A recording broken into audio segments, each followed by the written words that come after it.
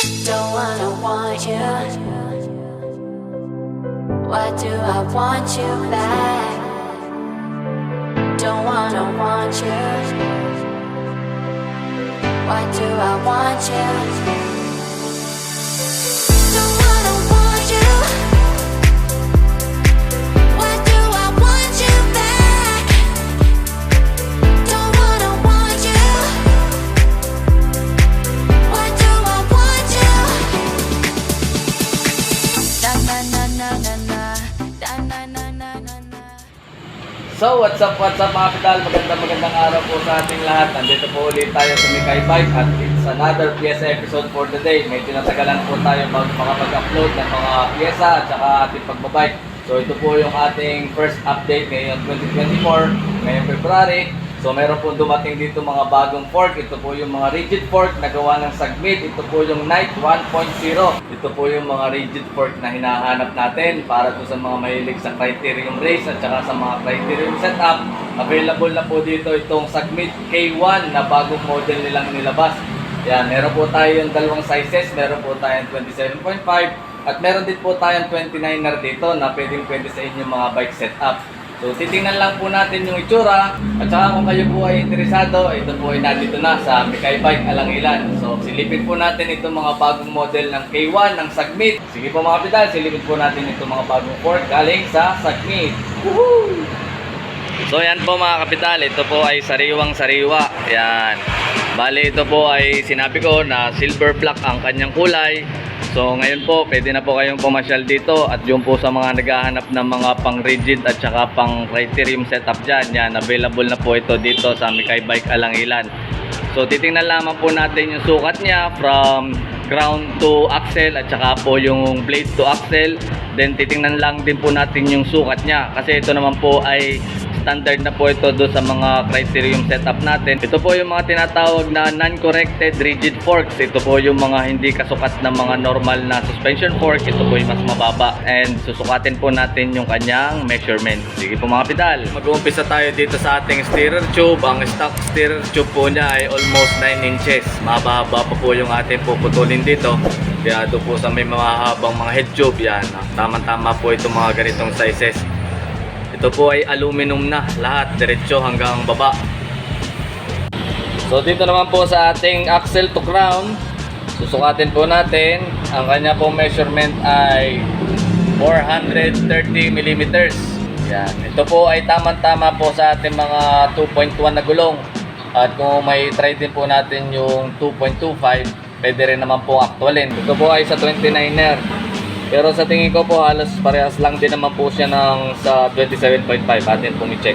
So ito naman po yung sa atin 27.5, halos parehas na parehas lang din po. Yan, wala naman pong pinagkaiba. Hindi ko lang po alam kung paano po nangyari ang 27 at 29, isa lamang po ang size. Yan, 400 mm. Mas mababa pa po sa 400 mm, parang 395 lang. So ito po ay standard na po sa ating mga non-corrected na rigid fork. So ang recommended ko nga po, parehas lang po sa 27 at saka sa 29 ay yung mga 2.1. Pero sa 27 po ay pwede rin naman po siguro magmalaki kung 27 din po yung inyong gulong. Pero sa 29er, yan, pwede na po dyan yung 2.1. So yan po ang ating design ng Sagmit K1. Black and silver. So yung po mga interesado at gusto po ito, available po ang 5 pirasong 27.5 at nag-iisa po yung ating 29er na rigid fork. So ito po ay located dito sa Barangay Alangilan, Batangas City. Yan, hanapin nyo lamang po si Corex at siya po ang mag-a-assist sa inyo. At kung gusto nyo naman po ipakabit na, diretso na lamang po kayo sa ating mekaniko.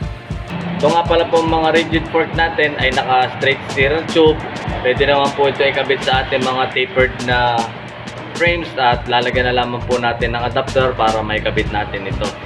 Ito po ang ating rigid fork ay naka post mount na po yan. Yan. Wala na po tayong ikakabit na mga adapter. Ikakabit na lang po natin dito yung ating mga calipers at i-install sa ating mga bikes. So meron nga pala po tayong isang available na black red color dito na 27.5. Yan, nag-iisa po yan. So doon po sa ating 5 piraso na 27.5, meron po tayong isang naligaw na black red na decals dito. So paunahan na lamang po dito para doon po sa mga naghahanap ng ganitong klaseng design at kulay. Yan, meron po tayong isang black red at saka po ang lahat po ng natira ay black and silver. So ayan po, sinukat na rin po natin ang timbang ng ating rigid fork. Ito po ay nasa 790 grams. Yan, magana rin po yan sa ating budget friendly na tinidor. Bali napakasimple na lamang po ng design ngayon ng Sagmit. Yan, bali black, matte black, tapos mayroon touch of silver. Ang SRP po natin dito sa Mekay Bike Alangilan, and available din po ito sa kanilang branch sa Santa Rosa, Mekay Bike Santa Rosa. Ito po ay 2,500, pero kung kayo po ay makakapasyal dito, makakahingi naman po tayo siguro ng mga small discounts and sa atin pong pagsiservice dito. So ayan po mga pedal, tapos na po natin yung ating short overlook or atin pong review dito. Bali sinukat lang po natin yung kanyang measurements, tapos yung pong weight. Bali dalawa pong sizes, 27.5 at saka 29er. Lima po yung 27.5 at isa lamang po yung available natin 29er. So ito po ay ano na lang, una-unahan na lang talaga. So ito po sa mga makakabasa agad at makakapanood ng ating vlog na ito, yan po, pasyal po kayo dito sa Mekay Bike Alangilan. Meron na po tayo dito yung mga bagong labas at model ng Sagmit Night 1.0. So sige po mga pedal, hanggang dito na lamang po yung ating short overlook and review dito sa ating mga bagong rigid fork. Pasyal po kayo dito sa Mekay Bike Alangilan, and don't forget to like, share, comment, and subscribe po sa ating YouTube channel. At makikita na rin po yung notification bell para lagi po tayong updated sa ating mga bagong videos. So hopefully po makapag-ride na rin tayo at makapagsama ng ating mga kapital para naman po tayo magkaroon din ng ating content sa ating mga rides. Sige po mga kapital, ride safe and kita-kits sa lang po sa daan. Hanggang sa muli! Woohoo!